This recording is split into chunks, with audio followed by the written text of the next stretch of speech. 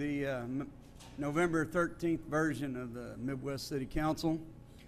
Call this meeting to order, and I would like to call Mr. Sullivan down to offer our invocation. I also like to introduce two ROTC cadets from Carl Albert High School. Megan DeBolt, senior at Carl Albert. She'll be going to Rose State after she graduates.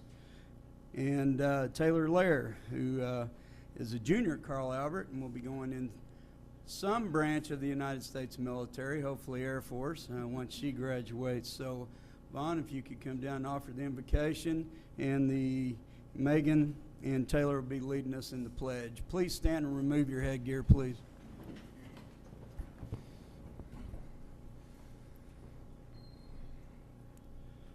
Father God, we come before your throne with humble hearts this evening, Lord, and Father, we want to ask your blessing be upon this business before this council tonight, Lord, and on their decisions. Father, I ask that your wisdom and your discernment be with them in their decisions. And Father, we're so blessed in this community. We give you the glory and the honor for those blessings. Great men and women who serve this community faithfully. Father, we're blessed in this great state, in this great nation. We thank you for being with us, Lord, and we ask your blessing be upon those who've been elected recently to govern. Father, we ask their decisions be your decisions. And we also ask a blessing to be on those men and women who are all over the world tonight, who are protecting and defending and ensuring the freedoms that we enjoy in this great land. Father, give them peace and comfort, their families as well while they're away. And we ask a blessing be upon them, please. We ask all these favors in your Son's holy name. Amen.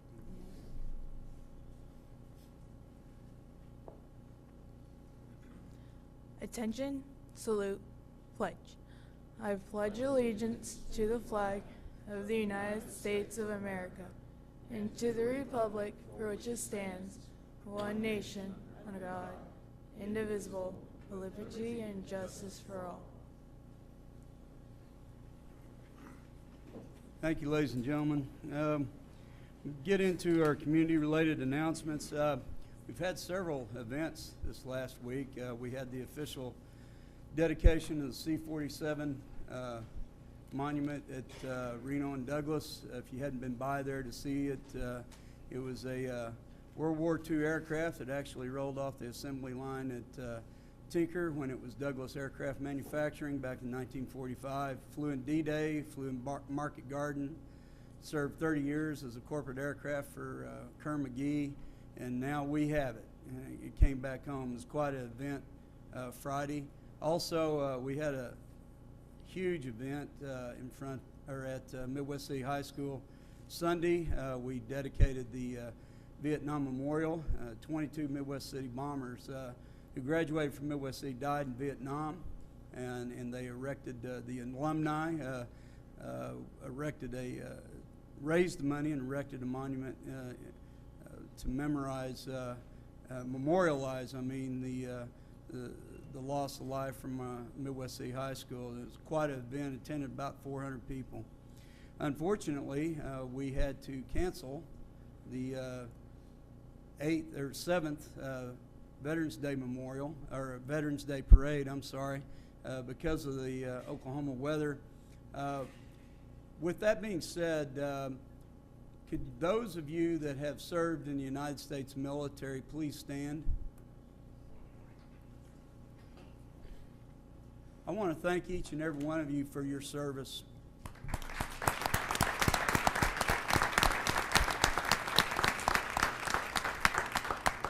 And happy belated Veterans Day. We've got several events going on or coming up. Of course, it's Christmas, and we get extremely busy. The first one it kicks off on Thursday at 6 o'clock. The Walk Through the Lights. We've had the Festival of Lights since 1995. It's grown every year. It's a big event for our city. We encourage you, if you want to walk them, be with us Thursday night at 6 o'clock. Then the actual open, where you can drive, it's a little less stressful, is Friday night at 5:30. The ceremony, and there will be caroling and all kinds of events at that. Our annual tree lighting ceremony in front of City Hall will happen the 26th of November at 7 p.m. and a lot of events going along with that. And then we will have or open up the Storyland Christmas in Charles B. Johnson Park on 29th Street, and that runs from November 30th till December 16th, I believe. And there's a lot of events that will be going on in relationship to that. So a lot going on in Midwest City coming up. With that being said, any other announcements from the Horseshoe? I have a couple, Mayor. December 1st at Midwest City High School, the Key Club is putting on a pancake breakfast with Santa as the featured guest. There'll be activities for young people, young kids, as well as a breakfast that's offered, and there'll be some vendors there also to allow you an opportunity to do some holiday shopping. Tickets are $5, and they can be purchased from any Key Club member from Midwest City High School. That's December 1st, Saturday, from 9 to 11 a.m. And because my daughter's in Key Club, I have those tickets if ever anyone is interested. Also, on December 3rd, there is the Midwest City Annual Community Needs Meeting that is at the Harrah's Community Center in the, I believe it's the Bomber Room, right across the street, from 6:30 to 7:30 p.m. So for those of you who would like to give input for that, please mark your calendars for that. Again, Monday, December 3rd from 6:30 to 7:30.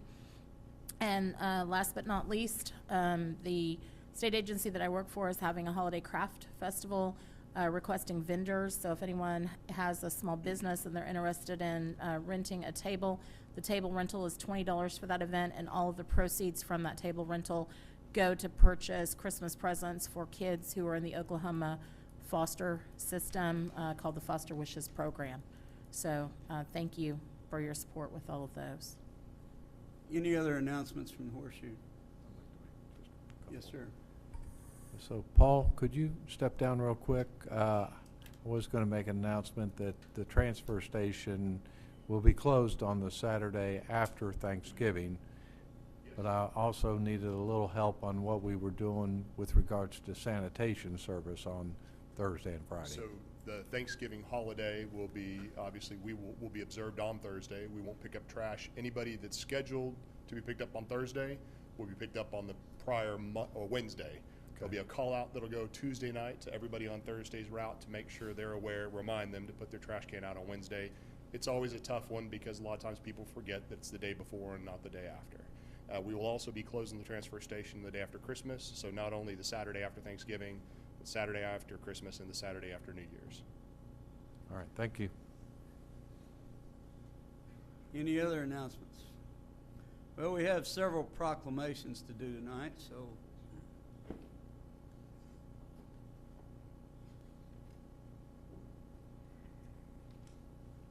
where's Arnold? Is Arnold here?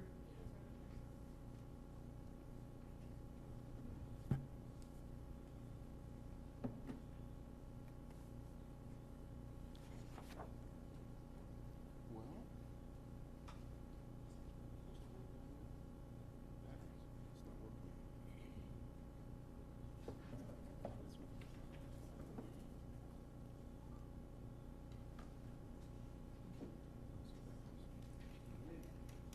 can everybody hear me? All right. One of the things that we don't like to do is retire good employees, but as a result of their retirement, we like to call them before City Council and recognize their service. Midwest City has 469 of the best employees in the state of Oklahoma, and they deserve to be recognized when they decide to turn the page. And Arville here has decided to turn the page.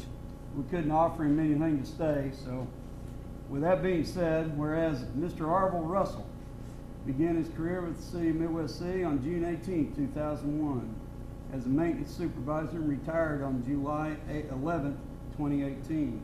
Whereas Arville's commitment to the city and the employees was exceptional, as he would go above and beyond to ensure that the conditions of the buildings and the comfort of the employees was met to the best of his abilities, such as arriving early on winter days to make sure the building was warm and the sidewalks were clear, and even obtained extra training in receiving his pesticide applicator license and boiler maintenance license just to help the city save money.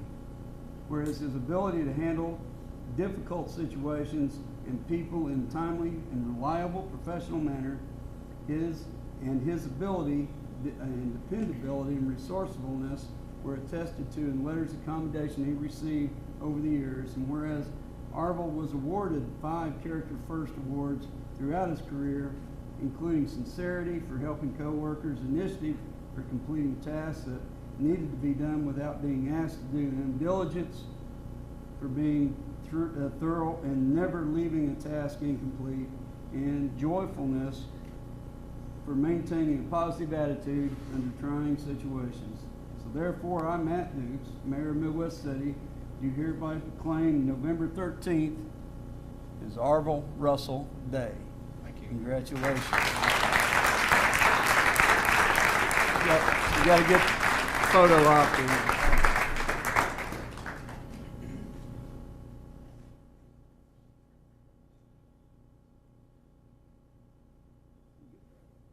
All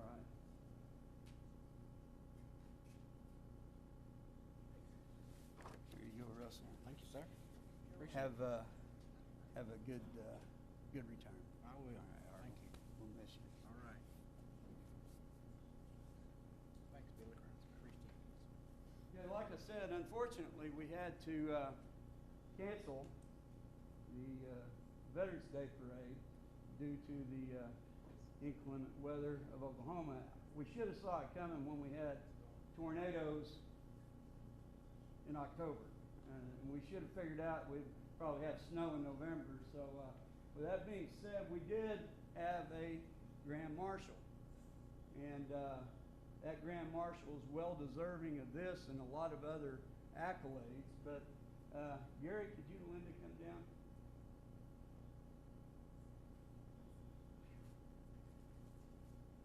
Gary Vance was selected as our Grand Marshal this year for our parade for a number of reasons. Not only did he serve our community for 12 years in the House of Representatives, District 101, he served as a teacher and basketball coach in not only Midwest City, but Putnam City School Districts. Served in the United States Army Reserve. But more importantly, he also headed up the Honor Flights program that took, I don't know how many hundreds of World War II veterans to Washington, D.C. to see their memorial. And that was a monumental task that,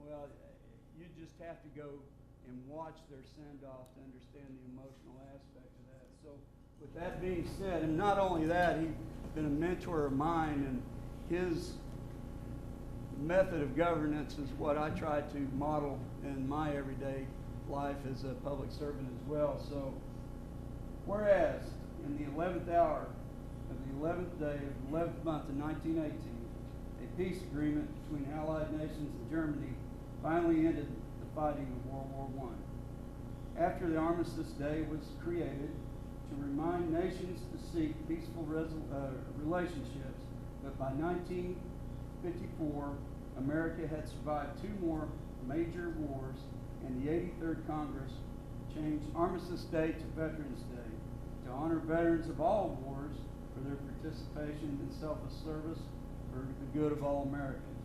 And whereas Midwest City is proud to remember and celebrate our veterans and commend them on sustaining their great nation, and it is our pleasure to have Representative Gary Vance as the Grand Marshal for the 2018 Midwest City Veterans Day Parade. And whereas Gary is married to his wife Linda, and they have 3 children and 6 grandchildren, he served in the United States Army from 1968 to 1970, and is awarded the Army Commendation Medal in 1970. He earned his master's degree in education from the University of Central Oklahoma in 1973, and before completing 28 years in public education, he taught at Midwest City High School while serving in the United States Army Reserve from 1982 to 1988, being awarded the Army Achievement Medal in 1985. And whereas in 2004, Gary was elected to the House of Representatives and completed his sixth term in November of 2016. And during his legislative service, he held several leadership positions, including Majority Whip, Chair of the Military and Veterans Affairs Committee, and whereas he served on the Planning Committee for funding of the USS Oklahoma Memorial in 2007. He has been awarded the Oklahoma Medal of Freedom, Douglas O. Dollar Distinguished Community Service Award, and the Oklahoma Military, and was entered into the Oklahoma Military Hall of Fame and Pathfinder Award. And whereas Gary was co-founder and executive director of Oklahoma Honor Flights, that sponsored 24 flights transporting 2,055 veterans to Washington, D.C.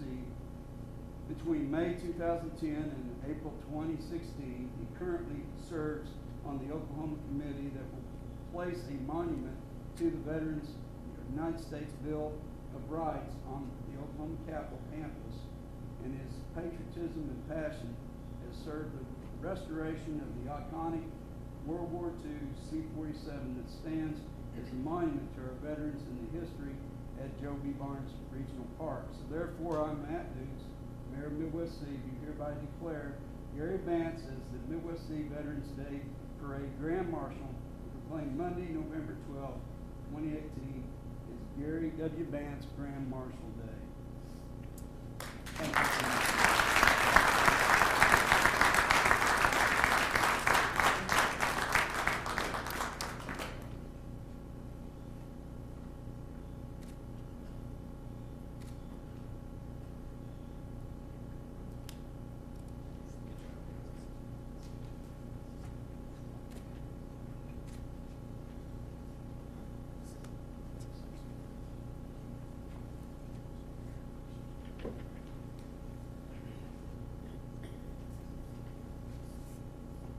One thing about Gary, once he gets on a project, he's a bulldog. He doesn't let go. So he's a great asset to our community. Do I have any small business owners present? Oh, yeah. Rella? Rella?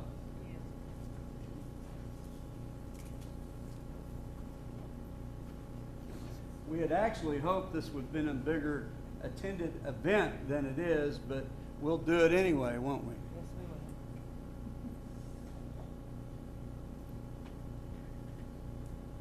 will. Anybody knows anything about economics in the United States knows that small businesses are the backbone of our economy. And if we don't promote them, then they don't grow into big businesses. Walmart didn't become Walmart overnight. They became this, it started out as a small seedling and grew into what they are today. And that's what small businesses mean to our economy and and we have a host of small businesses in Midwest City, and I would encourage you to patronize them when you can. Now, Rella owns Stitch and Time. No, What? the What? Okies Fabric Oh, Stash. Oker's Okies Fabric Stash. We're a fabric store. And this young lady is a counselor here in Midwest City, and handles a lot of counseling. And we just want to recognize them. Whereas the city of Midwest City wishes to recognize the local small businesses and the contributions they make to our local economy and community. Whereas, according to the United States Small Business Administration, there are 30.2 million small businesses in the United States, representing 99.7% of all businesses with employees in the United States. And they're responsible for 65.9% of new jobs created. Whereas small businesses employ 47.5% of all employees in the private sector in the United States, and 90% of all consumers believe in small businesses, and that Small Business Saturday has had a positive impact on their community. And whereas 64% of consumers who are aware of the Small Business Saturday went to shop and dine at small independently owned businesses to support their community, and whereas advocacy groups as well as public and private organizations across the country have endorsed the Saturday after Thanksgiving as Small Business Saturday, and whereas the city of Midwest City wishes to support their local businesses and create jobs to boost our local economy and preserve our neighborhoods, so therefore I, Matt Dukes, Mayor of Midwest City, do hereby proclaim November 24, 2018 as Small Business Saturday. Encourage everybody to patronize our small businesses in Midwest City. Thank you guys for being here.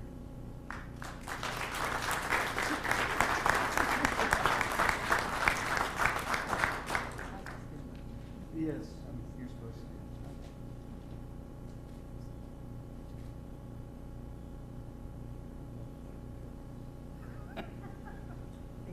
Thank you.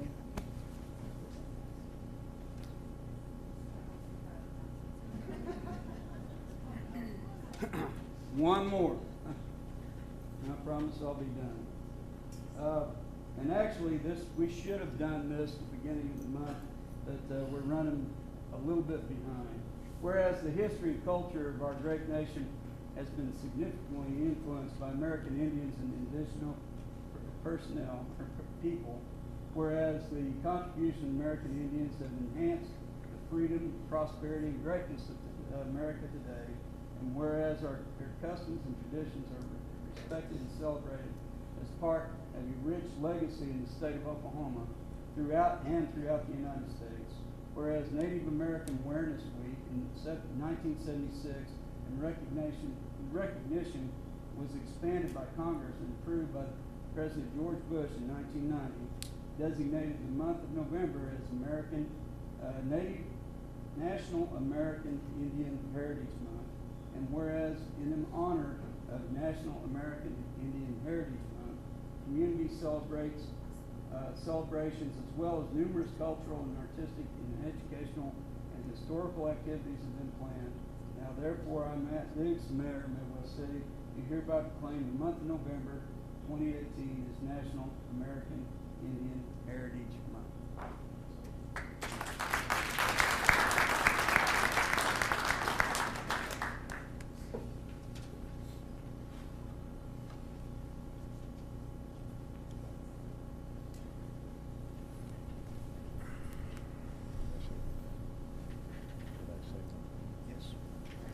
And just in case, if you missed it, the mayor mentioned it, but I'm going to mention it again. November 24th is Small Business Saturday. So we would encourage you to go out there and support our local small businesses. And shop Midwest City. That was a joke. That wasn't a joke. Okay, now that we've got through all that, we'll go into our consent agenda. These items are placed on the consent agenda so the council, by unanimous consent, can approve routine agenda items by one motion. If any item proposed does not meet with the approval of all council or members of the audience wish to discuss an item, it will be removed and heard in regular order.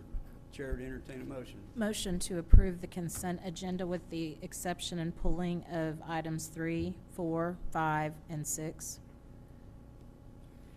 To be heard as discussion Motion is items. to approve the consent agenda, removing items 3, 4, 5, and 6. Do I have a second? Second. I have a motion and a second. Any further discussion? All in favor indicate by saying aye. Aye. Opposed? Abstention? Motion carries with the exceptions. Item 3 needs to be no action taken on item 3. It will come back to council next council meeting. With that being said, I would entertain a motion. Move to take no action and to be heard again at the next council meeting on item 3. I have a motion and I have a second. Any further discussion? All in favor indicate by saying aye. Aye. Opposed? Abstention? Motion carries. Item 4. This would be discussion, consideration of approval of the collective bargaining agreement with the Fraternal Order of Police, FOP Lodge Number 127, as negotiated to be effective for fiscal years 2018, 2019 through 2019, 2020. Ms. Eads? Mr. Mayor, I just wanted to ask to have this item moved to discussion to acknowledge the efforts of Ms. Wilson as our Human Resources Director and staff, as well as the members of the FOP in coming to an agreement that will span 2 years to ensure the continued security of our community and to show the appreciation to our police officers for their service and their dedication. And that is why it has been the wishes of the council for this agreement to proceed as it is described in the materials. And I just wanted to take this opportunity to thank all the parties involved for coming to this agreement and to acknowledge the appreciation that we have for our police department. Thank you, Ms. Eads, and we appreciate that. I'm sure everybody involved appreciated it. As you know, ladies and gentlemen, negotiations are as a tenuous aspect of life within city politics, and when we can come to agreement and offer a benefit not only to the bargaining agents but also our employees, it's a greatly appreciated event. So thank you, Ms. Eads, for bringing that up. And with that, I would move to approve the item if there's no further discussion, sir. I have a motion. I have a second. Any further discussion? All in favor indicate by saying aye. Aye. Opposed? Abstention? Motion carries. Next item. This is discussion, consideration of approving a 0.90% across the board increase to base salary of city employees not covered by collective bargaining agreement effective July 1, 2018. Mr. Mayor, again, I asked to have this item pulled and heard in discussion, again, to show the appreciation to Catherine Wilson as our Human Resources Director and staff for this effort. Council had requested that since we had previously approved an agreement for city employees who are not subject to collective bargaining, that we treat similarly our city employees who are not subject to collective bargaining, and specifically also that the increase that they would see would be addressed to be reached hopefully before Christmas to them, to ensure that they would be able to hopefully provide a little extra for their families this Christmas to show our appreciation for all of their hard work and dedication. And as everyone is aware from the number of mayoral proclamations that our mayor gives out for long-term city employees, we have a lot of people who give tirelessly for years and years for the benefit of our city and our community, and we just wanted to thank them for those efforts. And so that's why I asked to move this to discussion, and with that, if there's no further discussion on the item, I would move to approve the same. Thank you, Ms. Eads. And to piggyback on what Ms. Eads said and what I said before, we have 469 of the most dedicated employees in the state. And the holiday lights, the Veterans Day Parade, the things that go on behind the scenes is phenomenal, and each one of them should be commemorated or congratulated for their efforts. And with that being said, I do have a motion. A second. And I have a second. Any further discussion? All in favor indicate by saying aye. Aye. Opposed? Abstention? Motion carries. Next item. This is discussion, consideration of approving a resolution expressing support for title transfer of the Norman Project, parentheses, Lake Thunderbird, to the Central Oklahoma Master Conservancy District, and requesting COMCD undertake a long-term operational analysis and cost of service study to assist the board and the member cities. Again, Mr. Mayor, I had asked to have this item pulled largely because I had some confusion about the wording of it. It's my understanding that it is the goal of us as a city, along with fellow cities, the city of Norman and the city of Del City, to ensure the sanctity of Lake Thunderbird as our water source, and that we are trying to ensure that we have the ultimate control with regard to that water source. There was some issue with regard to cost in here that I understand remains to sort of be determined, but those are our intents with this project. Am I understanding that correctly, everyone? That's correct. Okay. And so with that, I would, again, if there's no further discussion, move to approve the item. I just wanted to clarify, because obviously our water source is of ultimate importance to all of us, so. It is, and this is just, like I was explaining to you earlier, this is a slice of the first slice of the pie, and we've got other issues going on with that CONCD, and this just ensures our control over that land and land management. But with that being said, I do have a motion. Second. I have a second. Any further discussion? All in favor indicate by saying aye. Aye. Opposed? Abstention? Motion carries. Thank you for that consideration on those three. Thank I you, Ms. appreciate Eads. it. We appreciate it. We now move into our discussion items. First discussion item. This is PC 1981, public hearing with discussion consideration of approval of an ordinance to rezone from R6 single-family detached residential to C3 community commercial district for the property described as a part of the southwest quarter of Section 30, Township 12 North, Range 1 West of the Indian Meridian, Oklahoma County, Oklahoma, addressed as 10001 Northeast 10th Street. Mr. Harless? Thank you, Mr. Henson.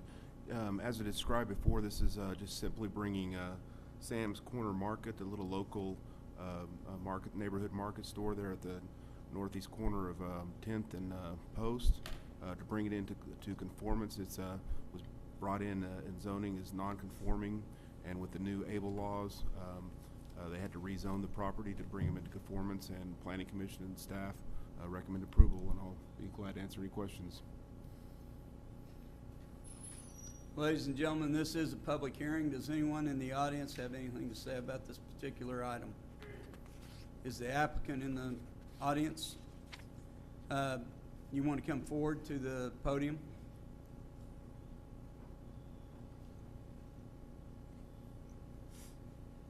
Hi, everybody. Yes. Do you have any questions of council on your rezoning? No, I have no question. Just because we just applied for the license, and the ABLE Commission said that we need a certificate of compliance, and I come to the Midwest City, and they said we have to rezone this process before we can sell the beer. So. And you're a small business owner, you should have came down front for that proclamation. That being said, does anyone have any further discussion on this item? Chair to entertain a motion. Move to approve. Second. I have a motion and a second. Any further discussion? All in favor indicate by saying aye. Aye. Opposed? Abstention? Motion carries. Thanks for being here Thank you. tonight. Appreciate it. And Kelly will have your letter for you the first thing in the morning. Next discussion item. This is discussion consideration of a presentation by the Association of Central Oklahoma Governments regarding an update on the Regional Transit Authority Trust indenture. Members of ACOG, could you come to the podium and introduce yourself, and we'll listen to your presentation.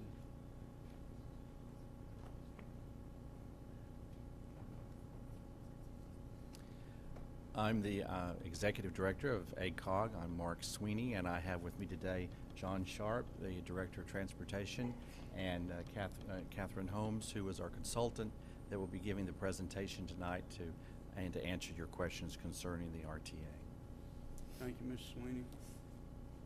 I've been asked to say a few words. I saw you last fall around, I think it was November, and I kind of gave you an update on where we were with the RTA and the process with the task force. City of Midwest City, along with 5 other cities, Norman, Moore, Del City, Oklahoma City, and Edmond, are part of this process. And the last year or so, we were able to get Catherine Holmes here with Holmes and Associates to help us move the process along a little faster. And this evening, she's going to give you an update on the trust indenture as we move forward to creating an actual RTA. Okay.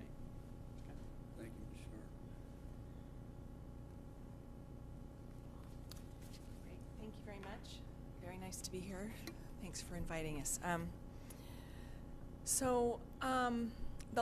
A lot of work has been done through the RTA Task Force on studying and the various issues surrounding the formation of a regional transit authority. The first study was completed in 2005, and there have been multiple studies since that time. We started working diligently to create the indenture, to collaborate around the terms of an indenture for this regional form of government about a year ago to move the process forward. And the task force has reached consensus on the key terms of the indenture that I will walk through with you tonight. But I want to take a minute and just explain to you why it is important at this point in time that we move forward with the formation of the RTA entity. The RTA entity still has work to do for 2 to 5 years, I would say, before it will be ready to move forward to actually advance the operation of a system, or to go to the public to vote for funding to create a permanent funding source for the RTA. But there are several important studies that remain to be done that are better done under the umbrella of a legal entity as opposed to a task force. So we're at the point where the next key steps for the RTA to determine are if, in fact, the access to the rail corridors that are assumed in the underlying reports that have been done by various consultants in the last 13 years are valid. We need to actually have discussions with the railroads. We actually need to update the costing assumptions of the numbers that were in the earlier studies. We need to update the ridership assumptions that were in those earlier studies. And all that work needs to be completed before the RTA can move to engaging the public in the dialogue about what it really means and what would the permanent funding source be. But the railroads are not going to want to negotiate with a task force. They're going to want to negotiate with a legal entity. And it's also really important, I think, at this point as we move to the next phase of fine-tuning the underlying technical studies, that we have a board of directors in place that are authorized and are representative of the cities in a formal way to start creating the institutional memory that will be necessary to move this entity forward if the determination is made to go out for a permanent source of funding. So that is the reason why we're moving now to do the formation, although there remains much technical work to be done before you take the next step of going to the public for a vote or a referendum. So let me go back and I'll go through the key terms of the indenture. I believe you've had it in advance, and I'm not going to go through every provision. I want to hit some of the highlights of the terms that are really critical to the unique structure that we've created to serve the Central Oklahoma region. First of all, I want to review the boundary of the RTA. This was the source of quite a bit of discussion over the task force work that had been done over the last many years, and there was some discussion about whether the boundary should be at a precinct level or a municipal level, but what was determined by the task force that it would be better served to be at a boundary that is contiguous with a municipal boundary that exceeds the 2040 population and projection numbers. And so you can see there, this is the boundary that's been determined. It's contiguous with the boundaries of the member task force, the task force member cities that are presumed to be the initial members of the RTA of Oklahoma City, Norman, Edmond, Moore, Del City, and Midwest City. Just to review this, the information about the sales tax contribution of each of those member cities as a percentage of the district as a whole, the information up there is important to the voting protocols that we'll discuss in a moment, but you can see the proportionate share of the tax contribution as it relates to the district as a whole. Midwest City's percent of the tax is 4.99% of the district as a whole. And you can see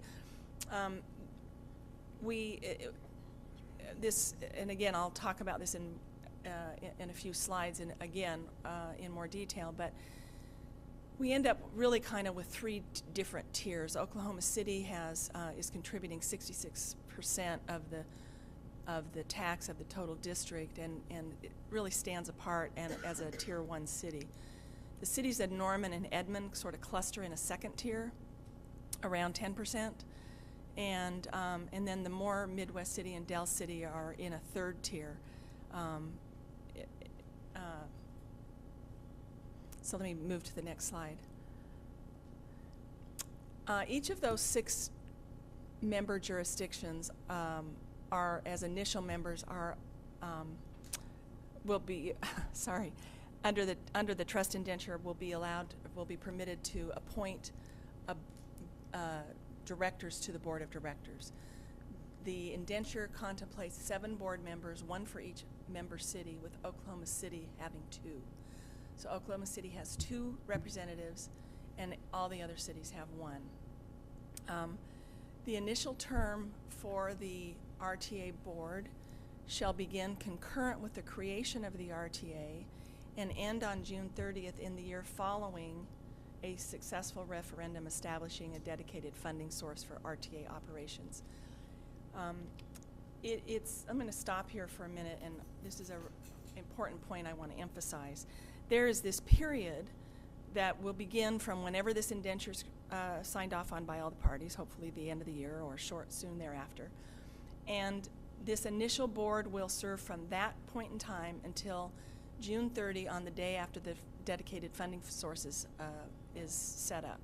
Now, because of all the additional technical work that needs to be done, and because we don't really know when everybody will be comfortable going out for a vote, you know, there's a range of time that could occur. There is enough funding available without any new money being put into this effort to have that work continue for 3 to 5 years. So again, no new money needs to be contributed to continue the studies and continue this effort that will allow this RTA board to do the work it needs to do to continue the technical evaluations, do the railroad negotiations, and do the work preparing for a referendum. And so the task force felt that it was important that this initial board serve that entire period so that it's really studying these issues and making the operating decisions and reviewing the technical information and working it in a consistent fashion without a lot of turnover at the board level. Once there is a public dedicated funding source for our RTA operations, there would be a transitional term beginning on July 1 with 4 directors serving a transitional term of 4 years and 3 directors serving a transitional term of 2 years. And at the end of that transitional term, each member will serve 4-year terms thereafter. So then it'll be effectively on 2-year staggered terms. There is no term limit to any board member's appointment. They can be reappointed subject to the approval by the governing body of the member jurisdiction. The director is subject to removal only by the action of the governing body of the jurisdiction that appointed the director. So the process would be, if the RTA is created and Midwest City is a member city, that the nominations would come to be brought forward by the mayor and be approved by the council. That would be the method for appointing the member to the board member to the RTA board. Next slide. There are eligibility requirements for the director included in the indenture. To be eligible for a director, you cannot be an employee of a city or county appointing the director, or an employee of a public transportation provider operating in the region. They also cannot currently be an elected official. They must reside in the appointing municipality for at least 1 year before the date of appointment and remain in residence for the duration of board service. Okay. I'm going to ask you to actually go forward a slide, and then we'll come back to that one. So this slide relates to the sales tax percentage that we saw earlier. Oklahoma City's at 66%, and so on. Midwest City is at 4.99%. But off to the right, you'll see the board apportionment and the weighted voting percentage that the task force worked hard to develop. The reason that we have come up with a weighted voting approach is to really try and get at the equity issues that result when you have this disparity between a community that contributes more sales tax, but other communities that are important contributors as well and need to have a voice in important decisions. So we'll walk through this. I'm going to have you go back in a moment, but I want you to look at the way the weighted vote and how that is broken out. So Oklahoma City has 2 voting members, and each member has a weighted vote of 26%. Norman and Edmond have a weighted vote of 14%, and the other members, including Midwest City, have a weighted vote of 6.6%. So let's go back.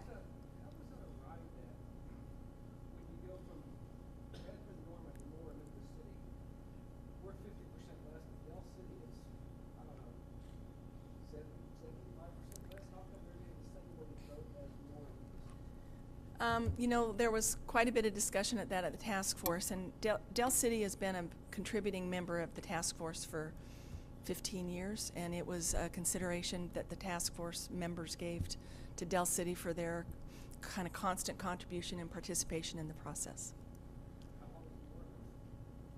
I assume everybody was in for the same length of time.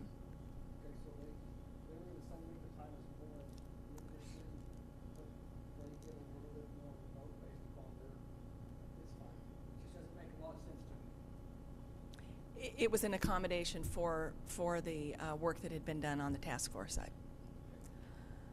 Okay, let's go back a slide.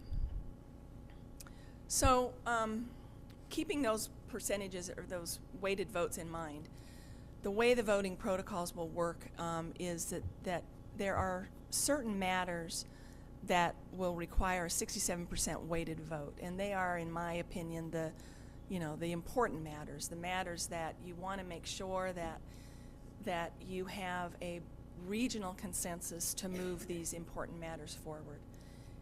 So these are a vote to pledge the assets of the authority, to approve a budget, to approve major service changes, to determine the tax rate that should be placed on the ballot. Each of those requires a 67% weighted vote.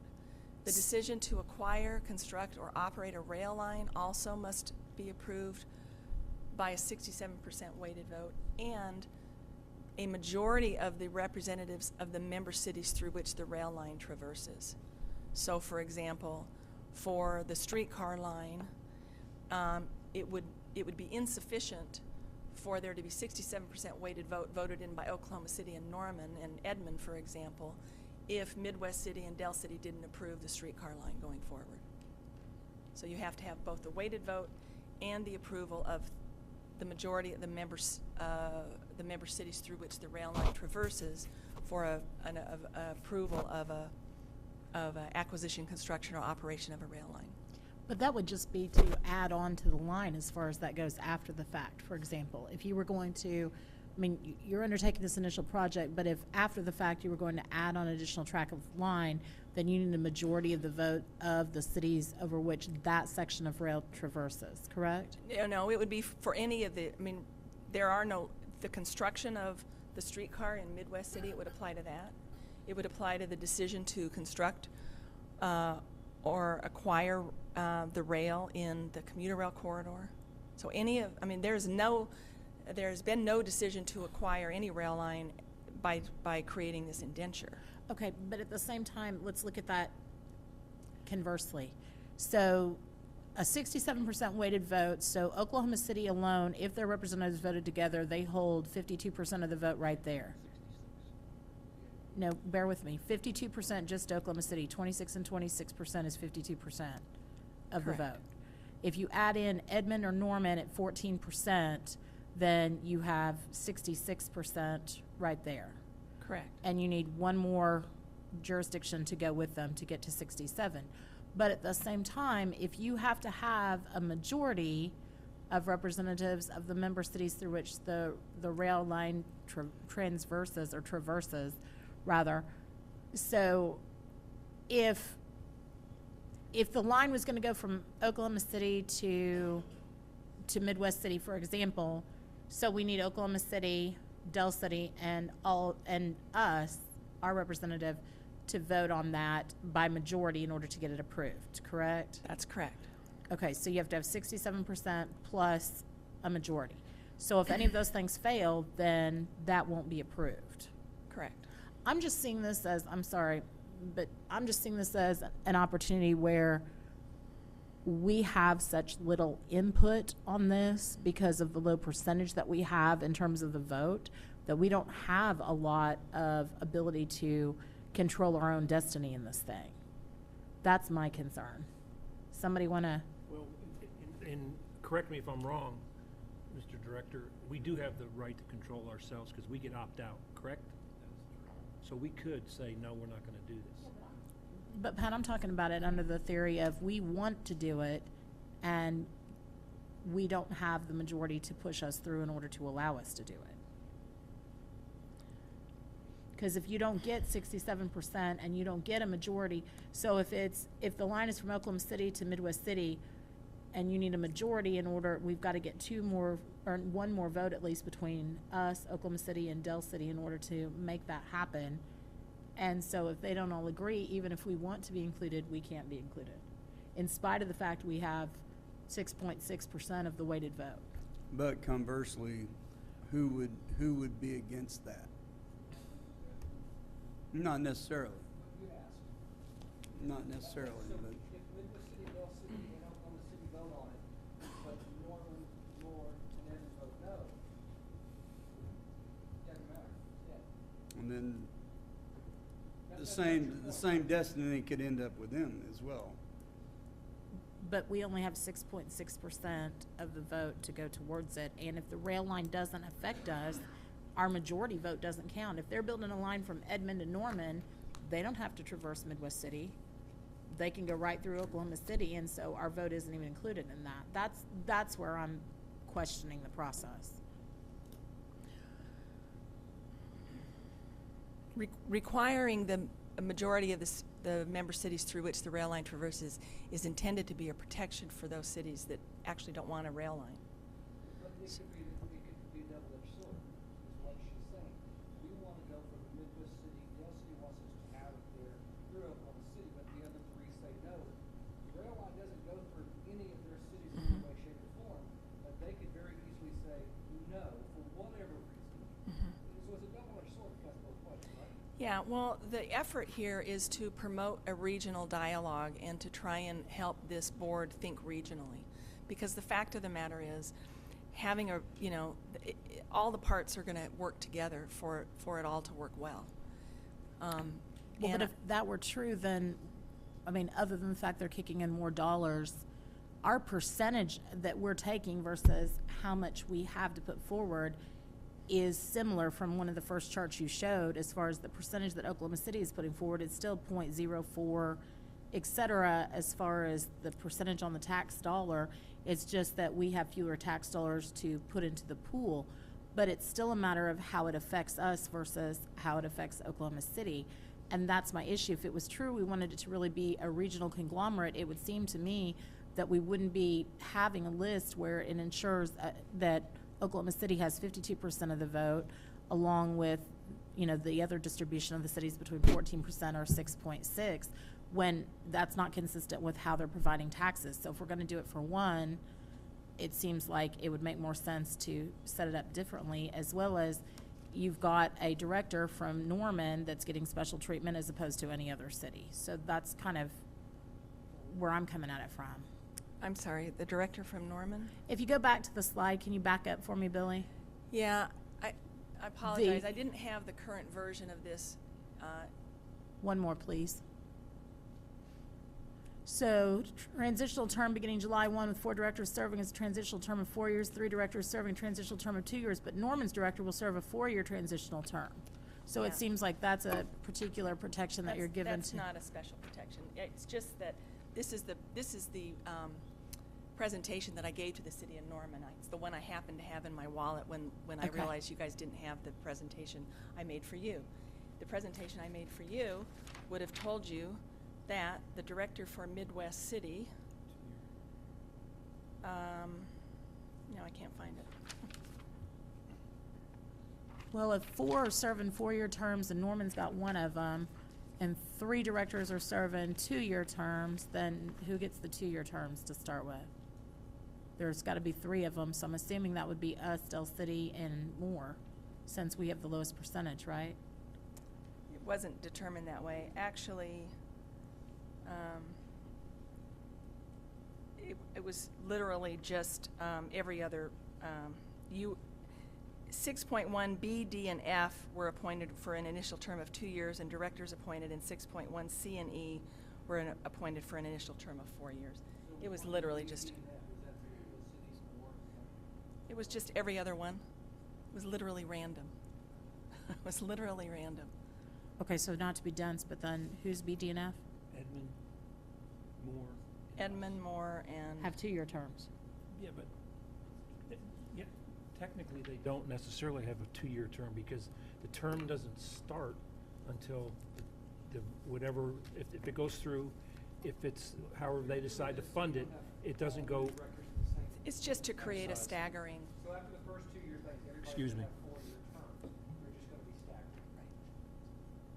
and there's no term limit, so there's really not, we could, yes, our person, when the date starts, they could have been on there for 5 years already.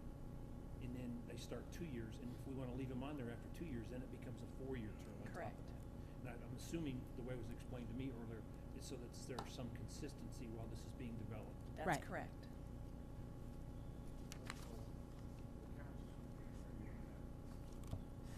Yeah, but there was a good question, it wasn't explained real well. That's why I let that. Okay, let's go back to where we were. Approving the acquisition of a transit provider and associated liabilities and assets would require a 67% weighted vote. The decision to issue debt would require a 67% weighted vote. It would also have to come back, under the Public Trust Act, it has to come back to the governing bodies of the beneficiaries, so to each of the city councils, where 2/3 of the city councils must also approve the issuance of debt. So that is a 2-step process that's provided for in the Public Trust Act. So if 2/3 do complete, Del City doesn't vote for this, are we encumbering them with debt? Even though we voted against it, but we got 2/3 of everybody else? Yes, because they're still, as presuming they're still in the district, but they have the opportunity to opt out. But But once you opt out, you have to the consequence of that was there would be no stops in Del City. I understand that. So the elected officials of any city, they're supposed to represent their citizens first and foremost. Sorry, I just realized this wasn't on. As elected officials, we're supposed to represent the majority in our town. So let's just say yes or Del City say no. This is passed. Our only option is to opt out, so we don't pay it. We'll never get to be able to opt back in. Seems a little draconian there that everybody else, we don't like something, so we either have to swallow the bitter pill of pay for something that we're not getting at this point, or opt out and never get it. This is creating a regional entity that is distinct from municipal government. And so, It's distinct, other than the fact that you have to have a 2/3 vote of the governing bodies in each city to vote for it. So we're still coming back as a vote council. of 2/3 of the beneficiaries. Of the councils. Right. Right, so we still have to come back as a council to vote for this, regardless Right. of what the regional transit Right. authority does. Right. Right, so. So if only half of the cities approve it, then it will fail. Right? Well, or if Oklahoma City, Midwest City, and Edmond decide we like whatever it is, and Moore does, and Norman and Del City doesn't, we could all vote yes, those two could vote no, and they're either out or they're going to have to pay for something that they don't like. That's correct. That's how it would work. That's one of the issues with regionalization of services. I have a question. If Oklahoma City opts out and they have the controlling vote, what happens with the remaining cities? Well, if Oklahoma City opts out, there's probably enough money. There's probably not enough money that would be generated to do anything anyway. If you look at as a really practical matter, So Oklahoma City could boil themselves around and say you go to our way, or we lick our bat and our ball and go home. well, I don't suppose. think I don't think that's going to happen, because they had a meeting today, and the mayor from Midwest City's already posted on his Facebook page. No, the mayor of Oklahoma City, I mean, has already posted on his Facebook page. I've Sorry, been on Matt. Facebook today. The mayor Don't from throw me Oklahoma under the City bus yet. has already been on Facebook, and his posting is very supportive of this. And it's, so I don't feel, It's an economic driver for all of our communities, and Really the is. discussion there was a huge discussion on exactly this, on the smaller cities getting bamboozled by the bigger cities, and that's why this matrix was established. There was like a 2-day discussion over this one particular issue, and we didn't want to get ran over by Oklahoma City and Edmond, basically, and so that's why this matrix was brought about. And again, it's a huge economic driver for all of us to be working together and create this trust indenture. There are going to be bumps in the road all along, and especially when we get into the funding of it. But Pat, you read Mayor Holt's Facebook post. Is that consistent with what he's putting out there on behalf of Oklahoma City? and it's a huge, No, I was going to go through withdrawal and annexation. Let me do that quickly, and then we can Sure. open it up. But you can flip past that. Other direction. You can go to the next one. So this is annexation. So if there are cities at a point in the future that are not part of the initial member cities that want to annex the RTA, there are provisions that allow them to do that. The requirements are that the new city be adjacent to a city that is part of the RTA. So we don't want to have an empty space where there's no service and then be obligated to provide service, and leapfrog over a non-member city. So that's one requirement. The RTA board would need to agree to provide the service to the member city and make sure that the economics work out. The new city would have to put it on the ballot, and it would have to be passed favorably by their citizens of that community. And then the new city would agree to accept a financial obligation in an amount equal to its proportionate share of the outstanding of the RTA's outstanding debt. So those are the requirements that would need to be agreed upon to annex a new city into the RTA. When we go to the next slide, and tells you how to get out of the RTA. It's kind of the reverse. The city wanting to withdraw would put the question to the public, and if the public approved it, it would withdraw from the RTA. On the effective date of the withdrawal, the RTA would stop providing service, and the financial obligation of the withdrawn city would stop accruing. However, the sales tax will continue until the obligation in existence at the time of the withdrawal had been paid down. In addition, there is the safeguard that any title to real estate or improvements located in the withdrawn city would vest in the RTA for a period of 25 years or the remainder of any federal grant. So if, for example, there was a maintenance facility in Moore and Moore decided to withdraw from the district, the title to that facility and the real estate that it's on would vest in the RTA for a period of 25 years or the duration of the federal grant, during which time, once the federal grant obligation is completed, that would be fine. If it has a 25-year life outside of that, presumably over that 25-year period, some legal arrangement could be made between the City of Moore and the RTA to take over that facility. But importantly, if someone withdraws, there will not be an immediate, unexpected negative consequence to the RTA as a result of the withdrawal. So I'm ready for questions. Couple questions that I have too.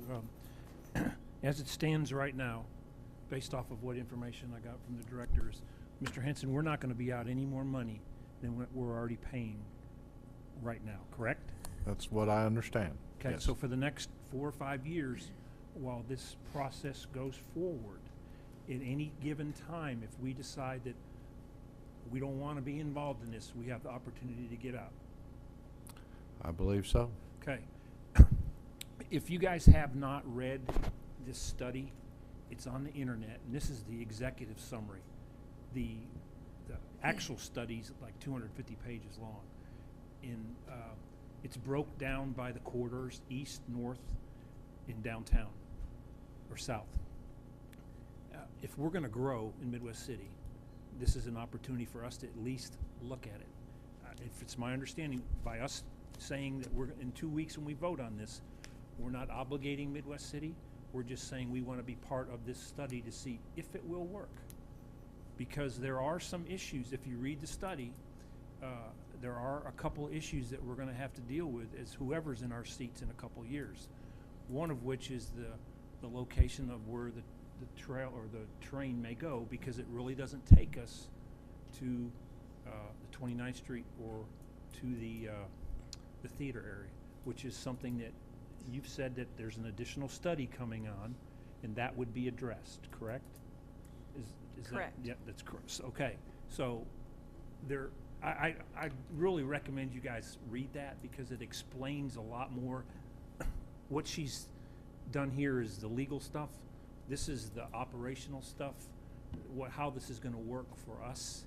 And I was skeptical at first, especially since the train, or whatever they're going to call it, is not going to where, like 29th Street, right by the shopping center, or to the theater. But it can be fixed. There's other ways to do that, correct? Yes, those are the technical studies I was saying. It's the really important work that we need to do now, and we need the right people at the table to be making these really important long-term operational decisions, as opposed to a task force, which has been great, but the task force is coming and going, and there are different people at different levels of government involved in that, and we need the real board to be involved during this period between now and whenever the public funding is in place, to make all of these decisions about, alignment and mode and what is the use of the rail corridor, and is it going to be shared corridor, or there are lots and lots of those really important and last fine-tuning the planning work that's been done. Because that's the work that will happen in the next 3 to 5 years. Sorry, because in 2009, the theater wasn't even a pipe dream. Yeah. So when they started working on it, no one even thought about that. So that's why we're not out any money. We're still going to be involved in it. And I know we're not voting today, but like I said, I encourage you. It's called Central Oklahoma Commuter Corridor Study. It's on the internet, and there's 2 of them. Read the executive summary, because the other one is really long.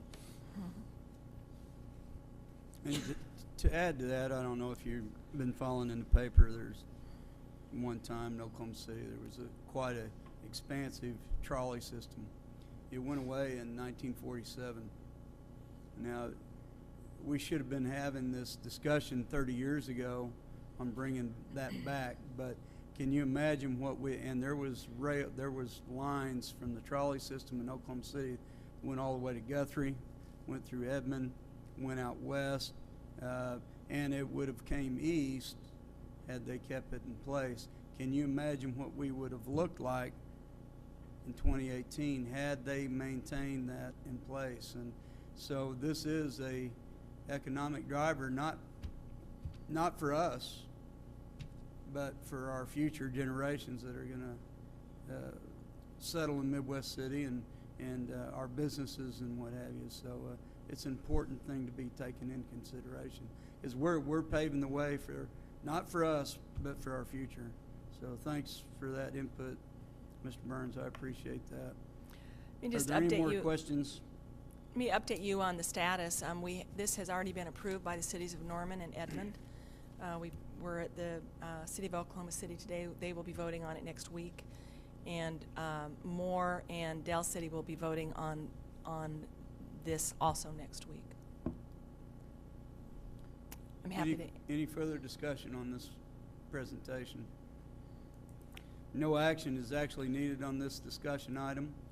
This will be coming back before the council, our next council meeting, to vote on the trust indenture. Thank you, ACOG, for being here in the presentation. We appreciate it. We'll now move into our next discussion item. This is discussion consideration to approve an ordinance amending the Midwest City Municipal Code, Chapter 2, Administration, Article 2, City Council, Section 2-11, time of regular scheduled meetings of council, and providing for repealer and severability. And ladies and gentlemen, change hurts. And this is a change that's going to create some issues throughout our community. We're actually going to change the time of our council meetings from 7 o'clock to 6 o'clock, hopefully to facilitate not only greater participation by the citizens of our community, but also expedite the time that staff has, or diminish the time that staff has to stay to accommodate our questions. So with that being said, is there any discussion on this particular issue? Second. I have a motion and a second. Any further discussion? All in favor indicate by saying aye. Aye. Opposed? Abstention? Motion carries. I know it's going to hurt, but we'll get through it. We do have a fourth discussion item, which is an addendum.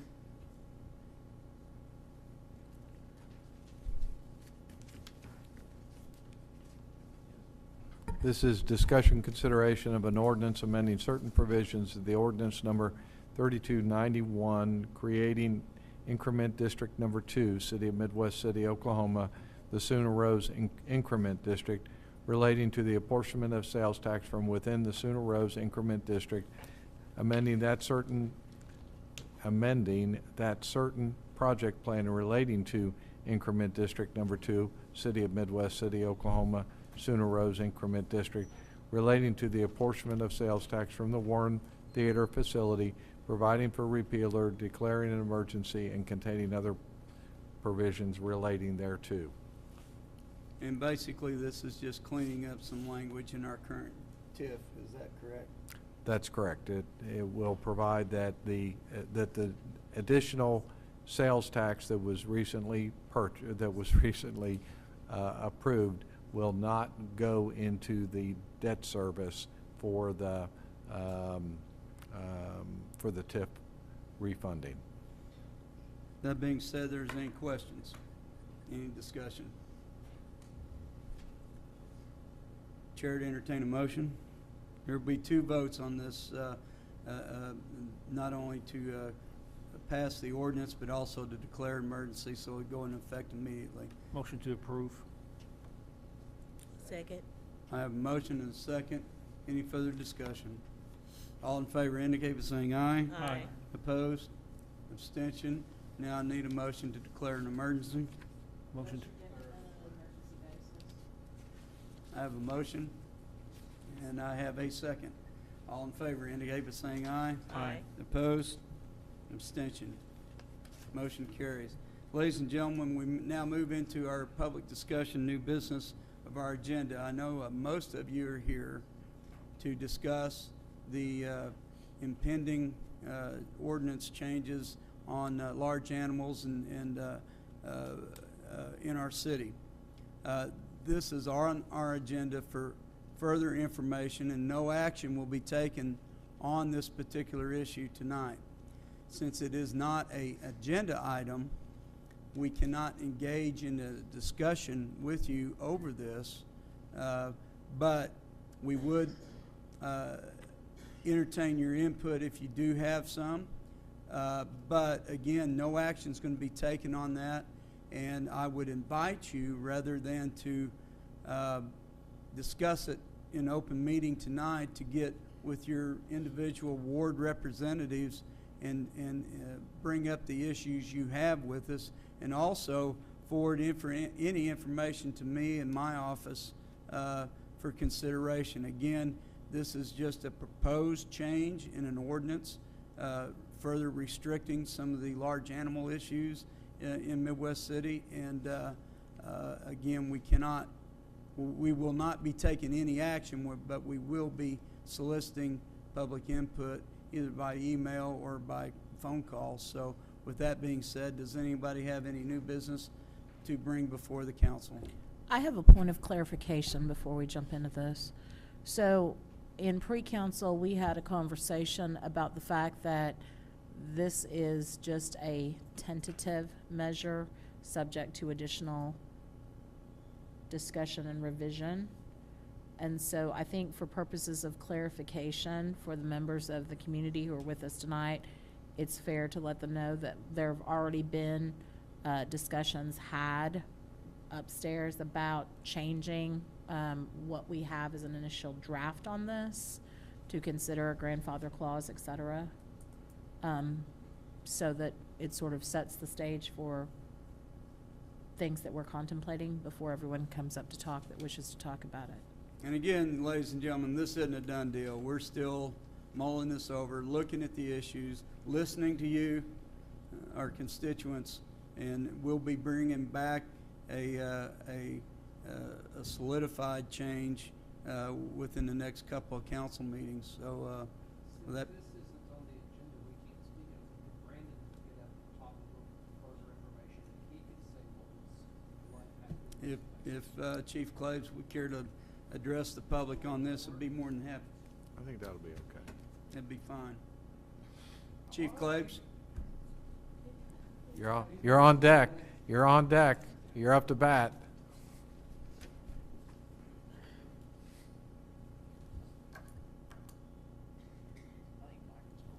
Okay, well, the chief makes his way up here, so I have another point of clarification. So because we do have so many members of the community, rather than contacting us separately, Pat and I were just having this conversation, we can't comment back to them, but they can go ahead and make their comments to us tonight to clarify, correct? Sure. So if they wish to come forward after the chief speaks, they're Yeah, welcome to do that. And once we step off this, we can have a conversation with you individually. We just can't have with four of us or more together in one area talking to any of you. A covey of councilmen we can't Yeah, get you- together. They Go can ahead, just call. Chief. I will be very brief for consideration of time for the people who are here to speak with council. In March, February of this year, Councilman Reed came to Adrian Sanders, our animal welfare supervisor, to discuss some possible changes with this ordinance. The whole intent behind the ordinance is more humane treatment towards our large animals and our smaller animals. I know that there's been some discussion with the changes, specifically with the acreage, the numbers, the permit fee that's been proposed. And as the mayor and council people have already indicated, we're open to any suggestions in reference to this. But the intent is to provide good shelter for these animals, also to provide the humane treatment, make sure that we don't have too many animals on parcels of land that they can't be taken care of in a proper way. So if any council has any questions or, okay. Don't know what else to say other than it's a working proposal at this time. Katie, could you hear him? Okay. So we are open for any suggestions. Okay. Thank you, Chief. Thank you. The mayor had to step aside for a minute, so Are there any citizens out here that are here to talk about this ordinance? Please come forward. we'd like, excuse You me. need to have your name and your address. Let's not be repetitive, but if there's suggestions that you have, or recommendations or concerns, we need to know them now before we get too far off in this. My name is Shane Bernard, 1812 North Midwest Boulevard. The mayor's not here, but I would like some clarification. He stated this is a change to the large animal ordinance, but what was provided on the city's website, it does state changes for small animals as well. I don't want the citizens to be confused with that and think that this is just a change to large animals. Thank you.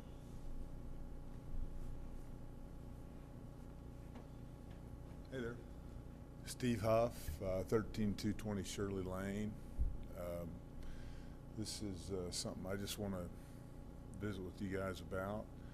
I feel pretty strongly about the ability to have kind of a unique city. One of the things I like about the city and where I live is that I'm able to have some cows and chickens and just really enjoy that. I've got some neighbors behind me in the new Timber Ridge edition that you know I've gotten to know because of our cows. I don't see a line of people that are complaining about something that's existed here for many years. I don't see any need to make you know, new ordinances, or what really gets me is to exact fees and penalize people for being Americans. So I'm here to suggest to you to just let this one ride. We got a lot of folks out here, I think, that just have chickens, and you know what? That's great. That's something that people ought to get to do. I know there's certain pockets of Midwest City that have some really cool diversity. I'm out here on Shirley Lane, a really neat part of our city that people love to come and visit. We've got a little bunch of places up north of 10th Street. You can drive up there and you can see horses and I've seen, you know, donkeys and cows, and it's cool. And I would just say to you, hey, let's don't change that part of our city. There's nothing needs to be done here. We're talking about animal welfare. There are laws in Oklahoma, and if these animals are being mistreated, these laws cover that. I've actually done some research today, just kind of seeing what there is available, and it's against the law in Oklahoma, state laws, to abuse animals. So, you know, and I know we're talking about grandfathering and things like that to appease some people, but you know, my deal is, hey, there's nothing wrong here, and I'd like to see you guys just kind of like sit there. We got a lot of other stuff going on, so anyway, that's my take on it. So thanks for hearing my opinion. Thank you, Mr. Huff.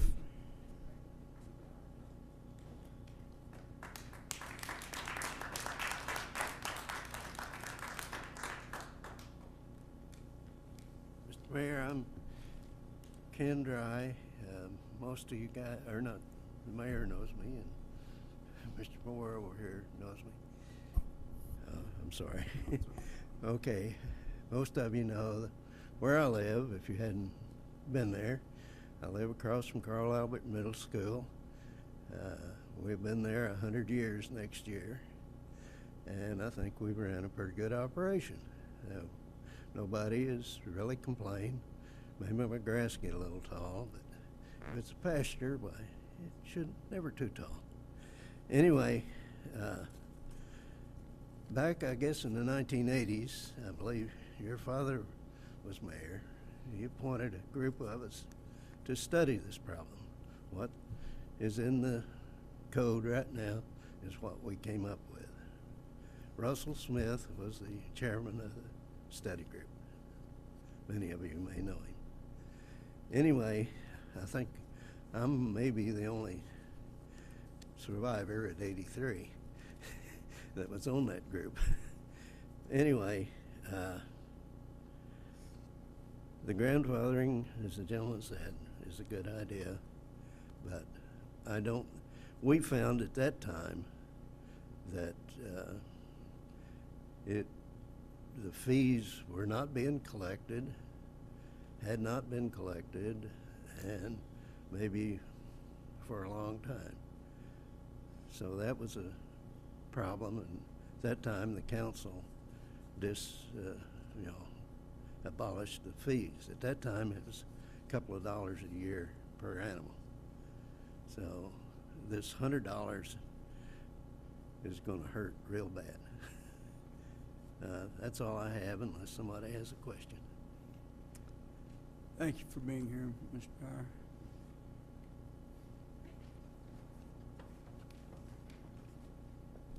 Hello, my name is Lindsay Hutchison. I'm at 2101 North Rose Drive. I think a couple of you know me from the animal shelter, so I'm all about anti-animal cruelty and taking care of our animals, but I do believe, I can't speak to the larger animals, I only have chickens. They don't require very much space. I think the recommended amount is 8 to 10 square feet per chicken, so 1 acre is a little excessive. I don't live on 1 acre, so I would be forced to give up my chickens, and I would hate to do that.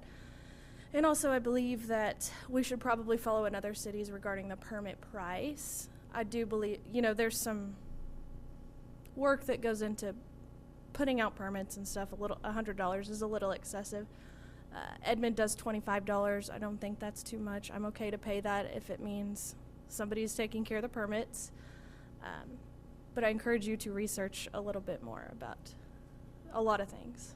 And that's all I have. Thank you.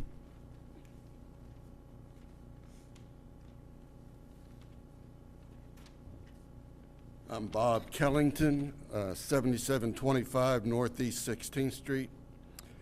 I look at as I think the citizens can police themselves on the cruelty portion. I know myself, I drive around Midwest City, Choctaw, and I'm always looking at the animals. So rather than set up new laws or whatever we're going to do, I would say just let the citizens try to police. That's all I have. Thank you. Thank you, sir.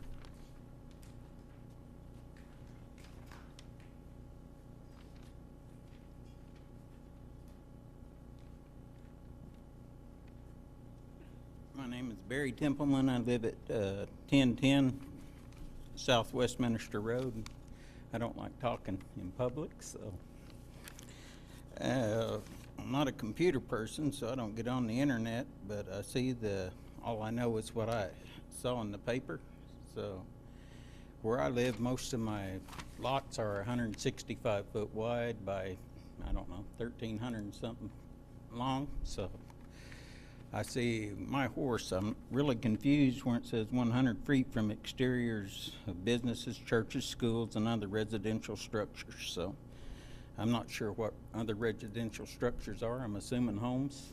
So all I have is horses, so I'm a horse guy. So my horses are going to get probably within 50 feet of my neighbor's house. All my neighbors love the horses, so I don't understand that. My neighbors right to the north of me, they raise calves to eat themselves. They raise them up. My granddaughters witnessed a calf being born, so some of these rules are just don't make sense to me. So thank you for being here, sir, and we appreciate it.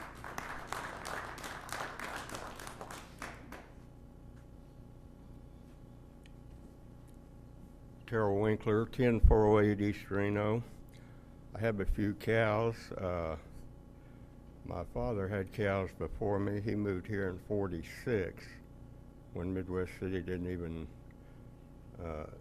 they annexed that after that. I see no reason why y'all have to even have any ordinances. Everybody around me likes the cows. I've never heard anybody complain about them, and I just wonder if y'all have a lot of complaints about animals or not. Well, sir, we can't really get into discussion with you, but we get hypothetical question. Yes, sir, I understand. And I'd also like to know how do you know what ward you're in? Well, there is a map on our city webpage. I don't have a computer. We Don't can want a probably computer. Provide you with one before you leave tonight. Oh, I'd like to have one. No problem. We'll get on that right now. Okay, thank you. All right, sir. Ladies and gentlemen, for the sake of time, again,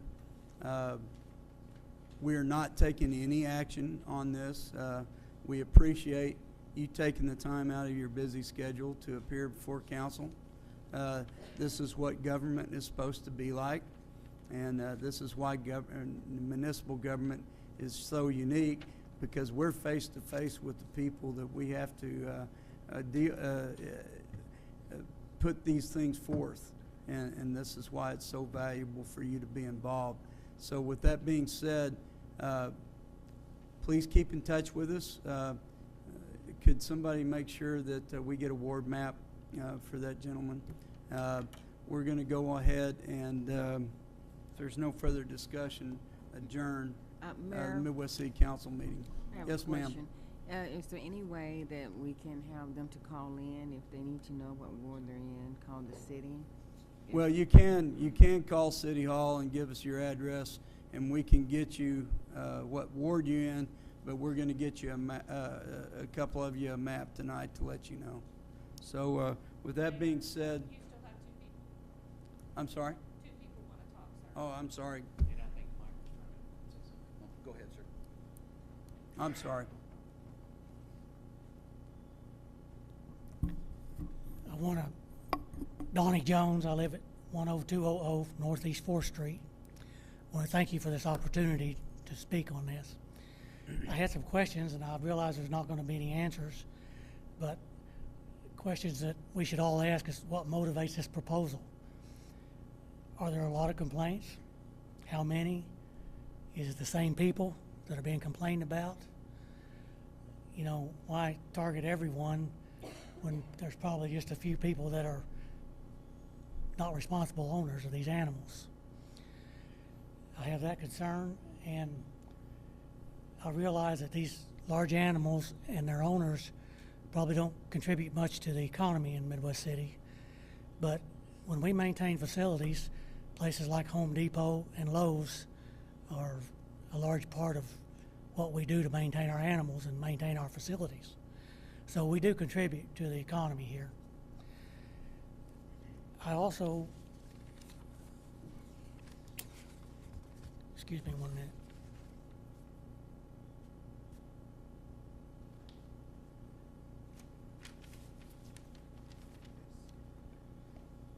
Well, I also had some concerns about the large animals themselves. And all I know about this proposal is what was in the newspaper today, which was not very much, and I'm sure there's a lot more behind it. What was addressed there was the humane treatment of these animals.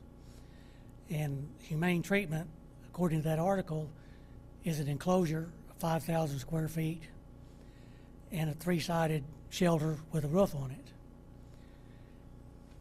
Humane treatment wasn't addressed as proper feeding, proper vaccinations or appropriate vaccinations. In the case of horses like I have, adequate hoof care that can cripple those animals when it's neglected. And, you know, it seemed like these would be more important things than shelter for animals that were designed by nature to live in the outdoors. Wild horses survive very well in very harsh climates. Cattle and sheep, indicated in the proposal, live in Montana and on the open range. They don't have a roof over their heads. A lot of them don't have 3-sided shelters either. I think maybe whoever did the research on this proposal, I don't know where they got their input. Was it from PETA or was it from the owners of large animals? Large animal owners generally have pride in that ownership and a significant investment, and they want to take care of them.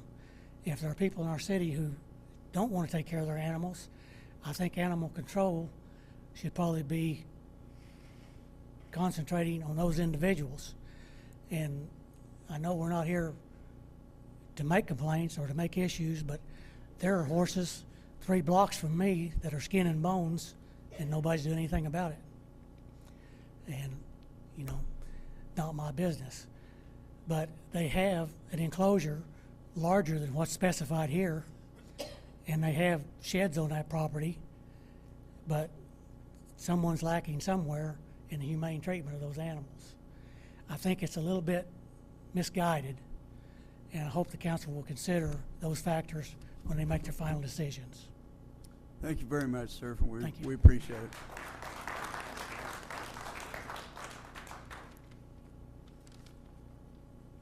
Go ahead, Mr. Stroh.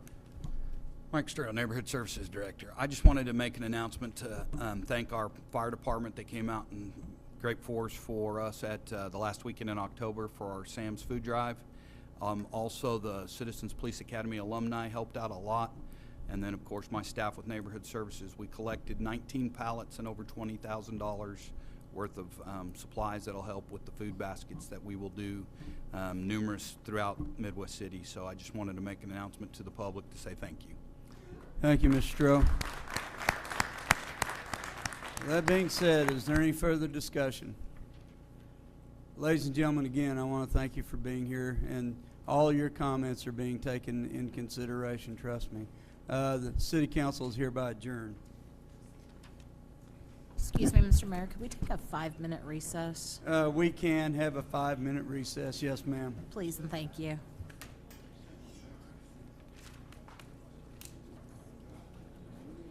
5 minutes.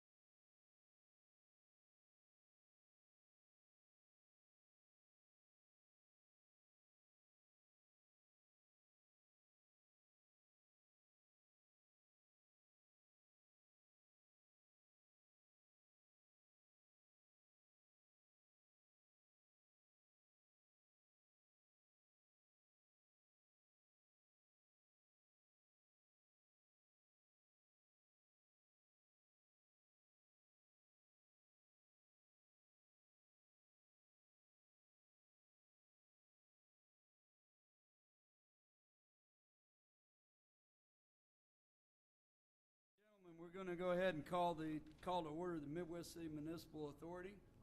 We do have a consent agenda, and these items are placed on the consent agenda so the trustees, by unanimous consent, can approve routine agenda items by one motion.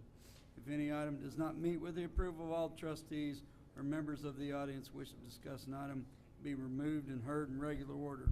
Motion to approve consent agenda. I have a motion and I have a second. Did I hear a second? Any further discussion? All in favor indicate by saying aye. Aye. Opposed? Abstention? Motion carries. This is new business public discussion for the municipal authority. Anyone have anything to bring before the authority? Hearing none, we are hereby adjourned. I call to order the Midwest City Memorial Hospital Authority. We have 3 discussion items on the agenda.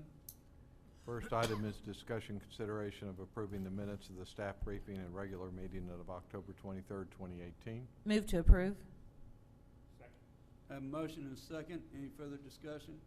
All in favor indicate by saying aye. Aye. Opposed? Abstention? Motion carries. Second item. This is discussion and consideration of accepting the Hospital Authority Investment Performance Review for the period ending September 30th, 2018, and action to allocate assets, change fund managers, or make changes in the statement of investment policy guidelines and objectives. Move to approve. Second. I have a motion and a second. Any further discussion? All in favor indicate by saying aye. Aye. Opposed?